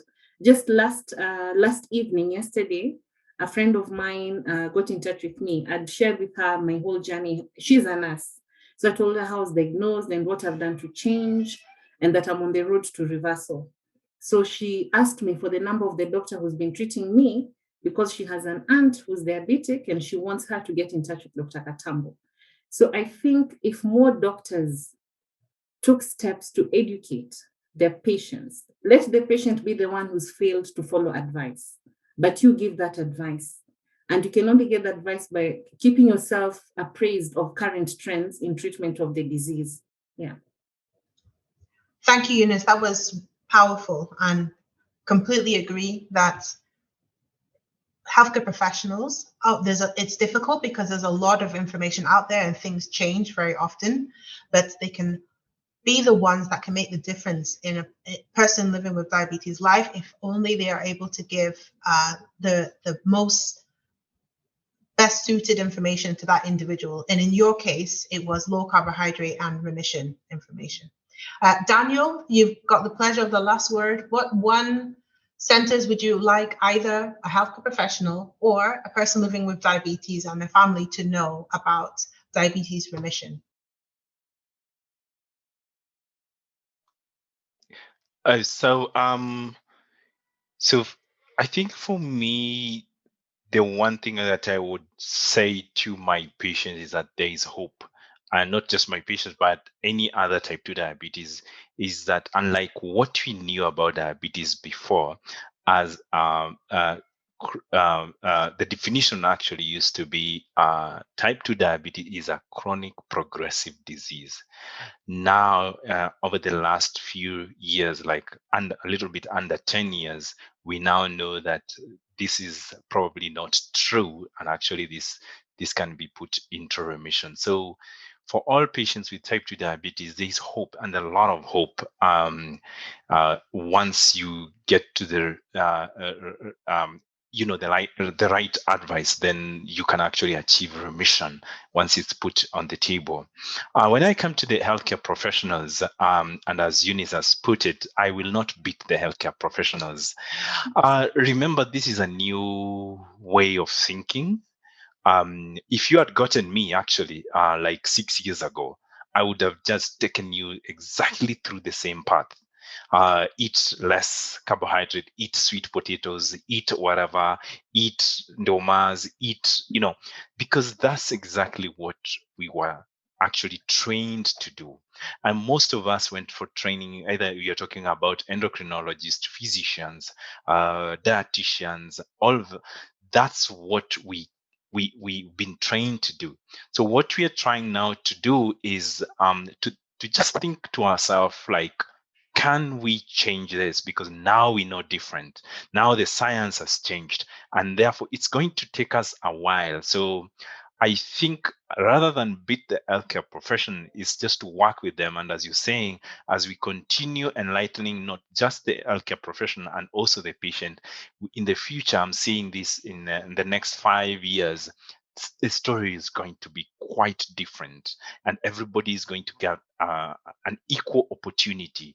Once a patient walks, the healthcare professional will better be equipped, because I am sure in the next 5 years there will be so much research and so many papers that have been released there on the importance of just giving a patient therapeutic nutrition or the low carbohydrate options to keep their diabetes into remission. Thank you.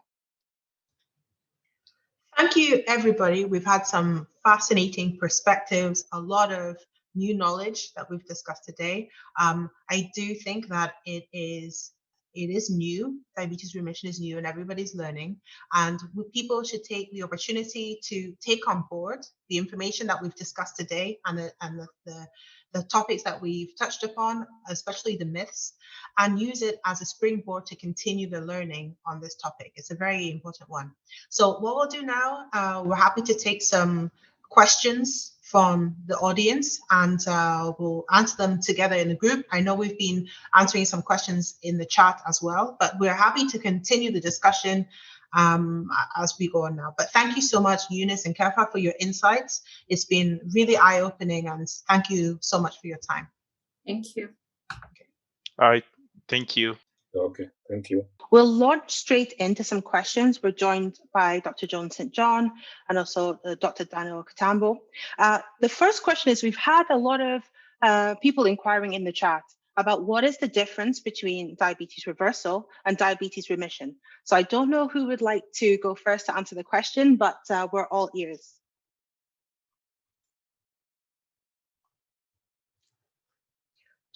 Joan, would you like to start? I was going to let Daniel answer that. Hi, everybody, and thank you so much for all the excellent questions that have been coming through the chat.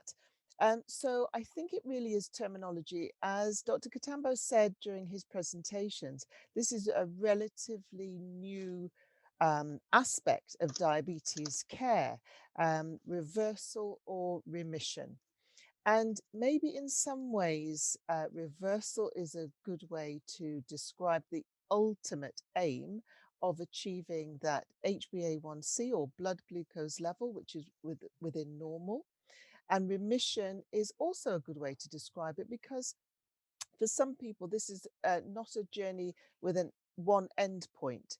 So somebody may get to the point where they are able to have that low HbA1c within a normal range.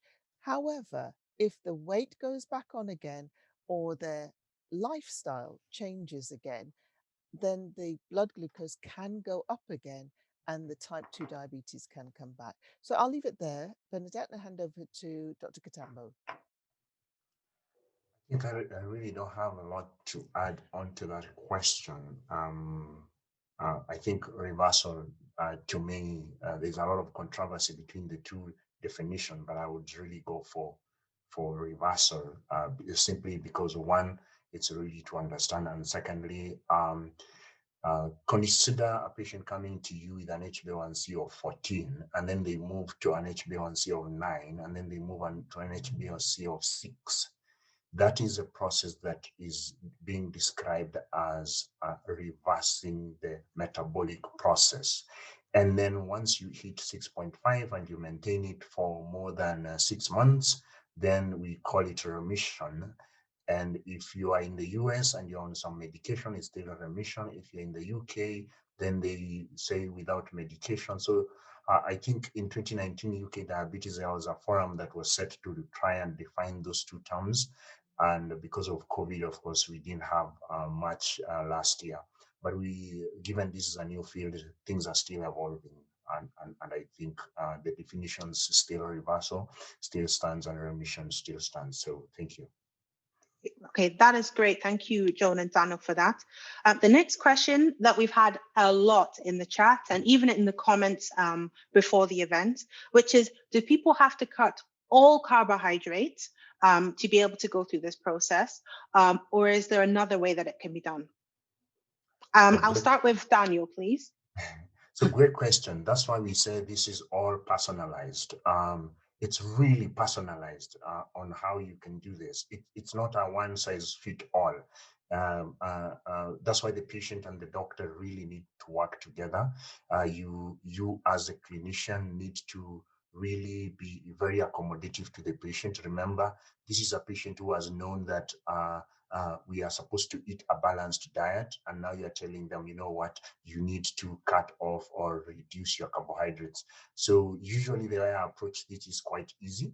I just take a medical history plus a very detailed diet history, and then I just go around circling on all the carbohydrates, and I ask my patients, what is it that you can really give up now, and what are some of the things that you can actually follow through and see if you can go cutting them down. But I like the resources that we have, like the World Food Book, and probably the next book that is coming up. As I mentioned, the book that we are currently under publication. This book really helps because once you show these resources to patients, they are like, oh, wow, I didn't know that's how much sugar it is. So that helps patient to cut off or reduce. And remember, when a patient is reducing this, and depending on a scale of how you see your patient is going to do this, you need to adjust the medications. Brilliant. Thank you, Daniel. Joan, do you have anything to add there?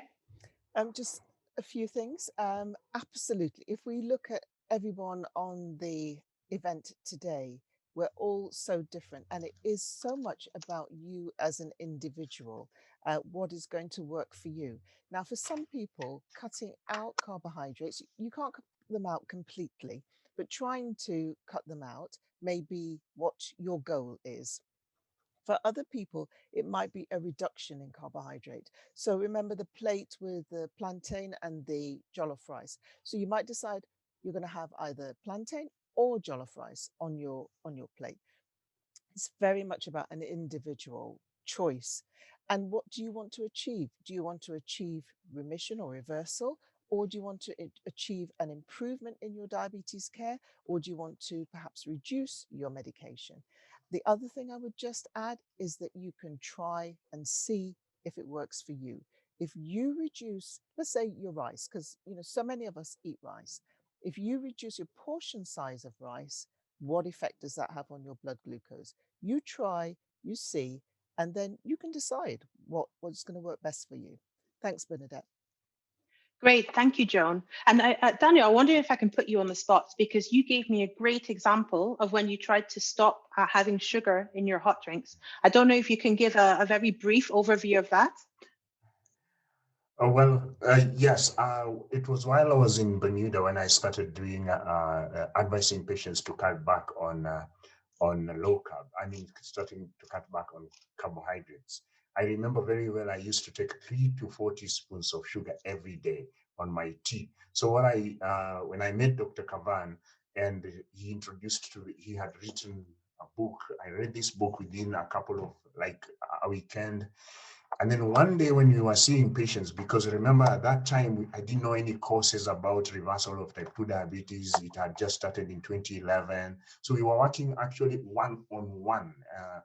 on the corridors. So he used to tell me, this is what you need to do. And then one day we went into a cafeteria and he asked for coffee, and I also asked for coffee. And then in his coffee, he said, I don't want sugar in it. And I said, no, I know myself, I just need 3. So I put 3. And the eye Dr. Cavan gave me was like, now I know. So what I did, I just held my cup and I went strongly, finished my coffee, and he didn't say anything. So the next day when I went home, I said, you know what, I'm not going to have sugar in my tea at all. And that day, I never finished my tea in the morning. Actually, it never got to even 3/4. I just took 3 sips or something. The tea was tasteless. The next day, the same thing happened. So I tried and I said, no, this can't work. So I went secretly. I started doing the same thing. And I struggled with this. And then one day, I just asked Dr. Cavan, how come you don't take tea? How did you come off you don't take sugar in Sugar. your tea or your coffee? And he was like, oh yeah, I saw what you did last time. Tell me, what did you do? So I went home and I decided to cut off everything. And he told me, that's where you went wrong. I told him, so what was I supposed to do? And then he told me, no. Now, even when you're advising your patients, you have to look at their strength to do something. Never tell somebody to cut everything, and especially if they love it, at once.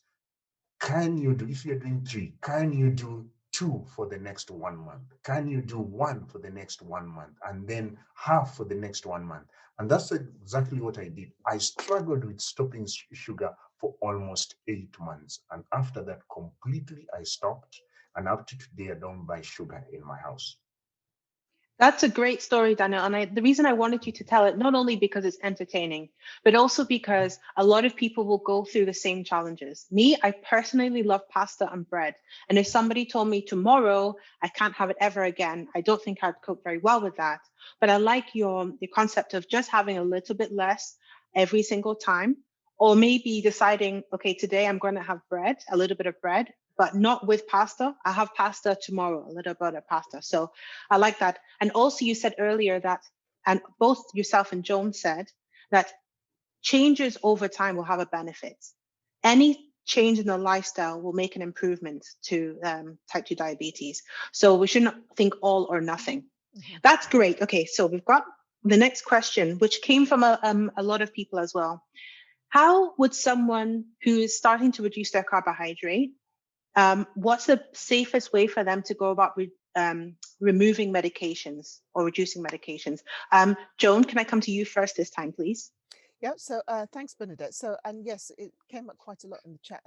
And what I've responded to people is that this really, if you're going to go for the full program, like the counterweight study or the direct study, which was 800 calories a day, then I absolutely would advise that you do that with medical supervision. Because if you're on a number of different medications, there is a protocol for what we call de-prescribing these medications when you start on that very intense diet of 800 calories a day. Okay, so that's what I would suggest, that you do that with medical supervision. If you can't do it with medical supervision, I would suggest you try reducing your carbohydrate, monitoring your response, and don't alter your medication until you've discussed it with your healthcare professional. Thanks, Bernadette. Great. That's especially important for people taking insulin. We should be very careful about how people are using that. Daniel, do you have anything else to add? Maybe anything in the African context which might be slightly different or that people should know? Not really in the context of de-prescribing. I think is what John has said. We just need to be really careful because I've seen patients who have gone into the internet, and especially Google searches. They go into internet, they start cutting off their carbohydrates, and they are on groups of drugs like sulfonylureas and insulin. And therefore, sometimes they crash or they get admitted for several reasons. So hypoglycemic episodes. So it's always good to know. And now we have some guidelines, actually, as Dr. John has said, we have guidelines on de-prescribing. And I think we just finished one committee. I sit in one committee World International Committee for the Prescribing Medication, and the paper is going to be released maybe in the next, less than a month on prescribing medication. So it's always good for the healthcare worker to be really aware on how to go about that. Great. Thank you, Daniel. Another series of questions that came in the chat were, what are some of the things people should be aware of, or the maybe comorbidities or factors that people should be aware of when they're considering the reversal program or going low carb? This from a person living with diabetes perspective, and then also a healthcare professional perspective. The first one I mentioned was insulin. But are there any others? Maybe if I could ask Daniel, if you could do from a healthcare professional perspective, and then I'll come to Joan to do a person living with diabetes perspective.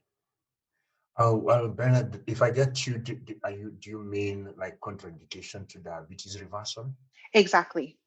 Well, rarely have I gotten any. We have some contraindications to maybe go into low carb, and these are maybe when a patient has some, those big names in medical world, like familial hypercholesterolemia, chylomicron diseases. Those are the ones that I've seen that are contraindication to reversal. Those are really rare phenomenons. And sometimes I have really applied this with a lot of caution to even some patients with the end-stage renal diseases. I think in one of my program, I have done a patient who had, it's contraindication in patient with EGFR of 25, but the wife came and the husband had end-stage renal disease. So what do? I advise the patient wife and serves the same food to the husband. And in fact, this patient had an EGFR of like 15, and after 6 months, I think a year thereafter, it had improved to 45. So we just need to be careful. There is not that many contraindications, and one of the papers that is coming out will be focusing on that, but not that many contraindications. I don't know whether, John, you have any specific contraindications to this. Yes, more from the person living with diabetes perspective. So from the person who's living with diabetes, I would say that if you're living with something like an eating disorder, then I don't feel that this would be the best program for you to pursue, for you to follow. And it may be the case that for some people who are living with mental health issues, if you're having an active mental health issue, that would not be the time for you to do something like this. Now, if your condition was stable, then that would be a different point. And I think it's always, I keep coming back to this, but it is the case. You as an individual, together with your healthcare professional, you make that decision what is going to work best for you. I'll leave it there, Bernadette. Wonderful. Thank you, Joan. And that was a question from George who asked that. Another one, which is somewhat related, it's the general theme, is diabetes, type 2 diabetes reversal an option for people who have pre-diabetes? So they haven't been diagnosed, they haven't met that criteria. Is it effective in that group as well? Oh, yes. In fact, that's why the importance of screening is. We want to catch these patients when they have not yet gotten into the stage of diabetes. And I think Dr. David Anwin just released the data from one of his clinics recently. He's been following up patient for more than 5 years. And the patient he advised on low carb, those ones who are pre-diabetic, 93% of them were actually went into resolution, and they don't progress to diabetes. So this program even better for pre-diabetic patients. Great. Thank you, Daniel. One that I've been... Can I add yes, something? Go ahead. Yes. So just a general thing, prevention is always better than cure. And 20 years ago, we found out that people could prevent or delay developing type 2 diabetes if they had what we call pre-diabetes. And that was the first glimmer of hope. And then over the past 10 years, we found that people who have type 2 diabetes or are living with type 2 diabetes can reverse that. So there is more hope there. But prevention is always better. So if you can avoid going to pre-diabetes, that is even better than having to try and reverse your type 2 diabetes. Sorry, Bernadette, thanks for that. Absolutely. Thank you for adding that, Joan. One we've had in private messages is, what about alcohol? So I don't know which of you would like to tackle this one. All I will say is alcohol is it's very enjoyable, but it's a lot of empty calories, and I'll hand over to Daniel. Actually, scientifically speaking, the amount of alcohol recommended for a diabetic patient doesn't change because you are diabetic. It's still the same recommendation that we give, either you are diabetic or not.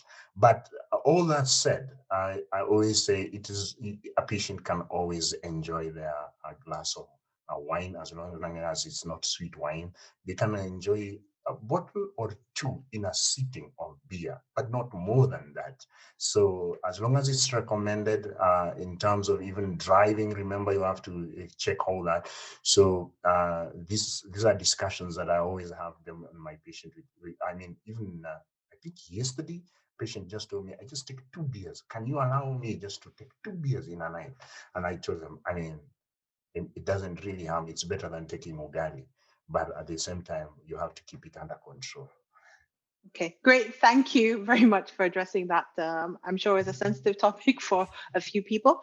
I have 2 questions left, and then we can throw it over to the people in the meeting to see if there are any more.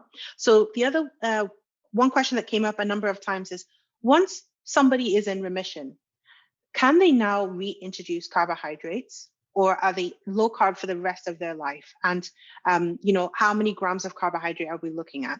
I'm going to go to Daniel, please.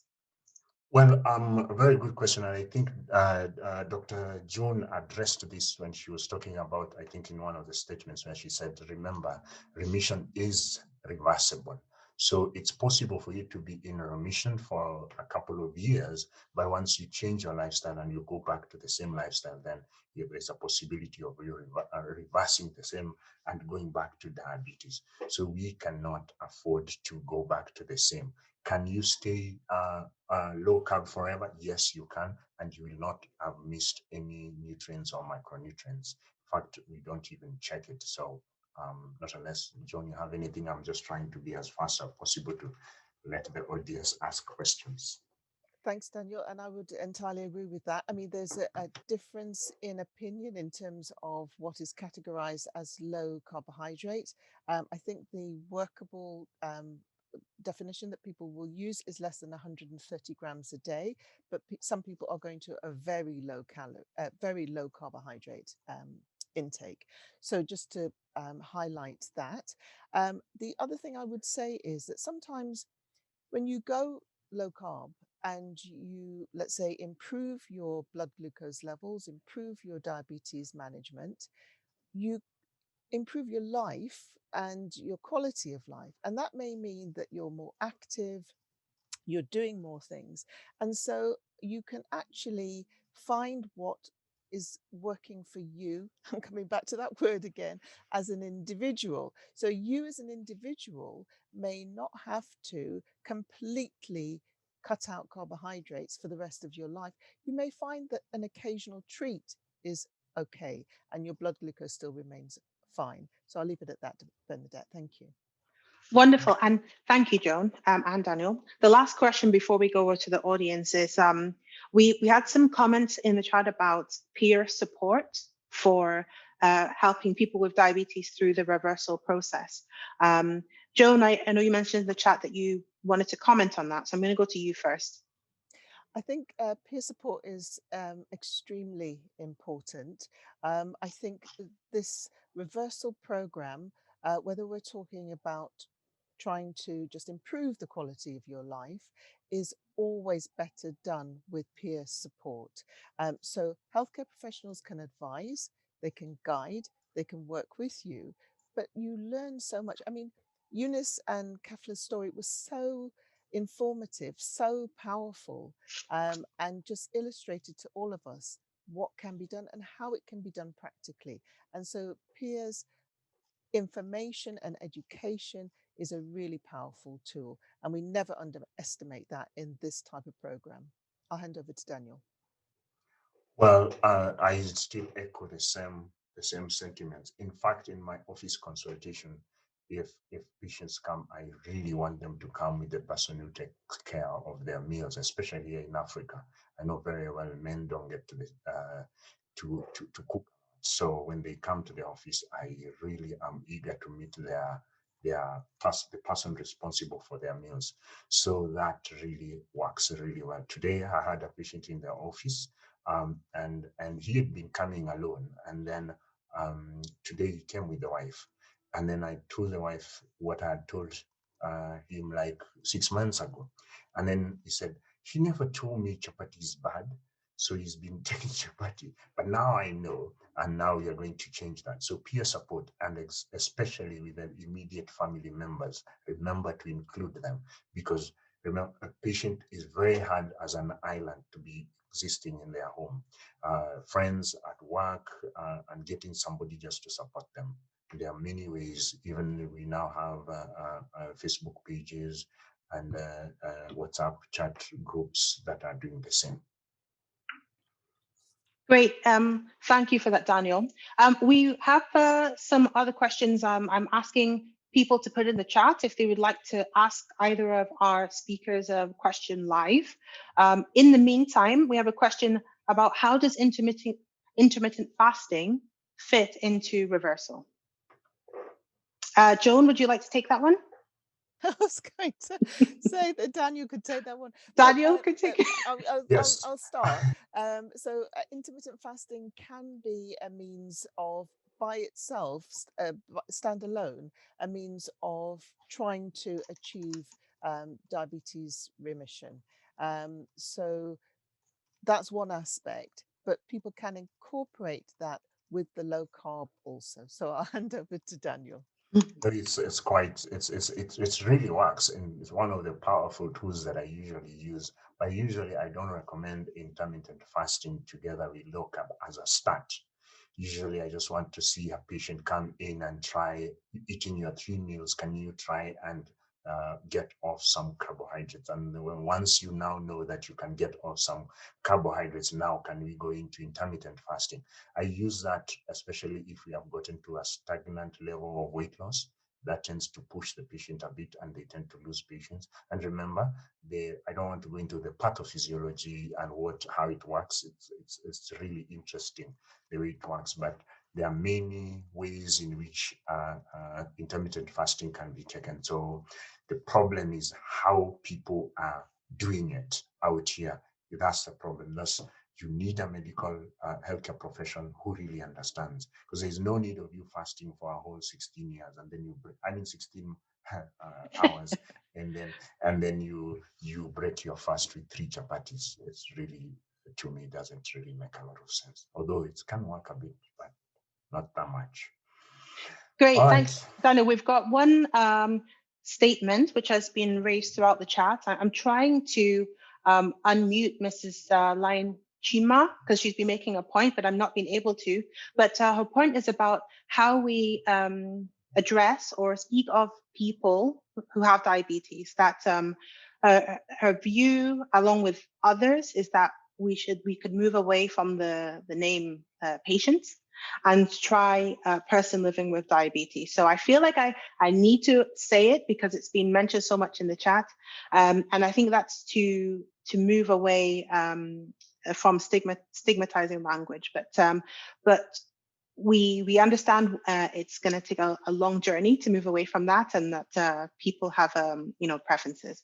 But I think since we have had an excellent event, it's been well over 2 hours of discussion, information, and new knowledge.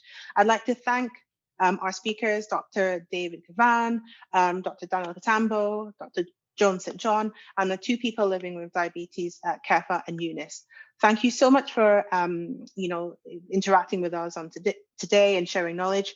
As mentioned in the chat, we will send out a post-event email, which will have a link to the recording and also a link to the resources that Joan and Daniel mentioned, such as the World Foods Book, and also the resources available in Kenya. So thank you so much, and we look forward to seeing you at the next event. Can I? Go ahead, Daniel. If you don't mind, one statement to just finish. I really want to thank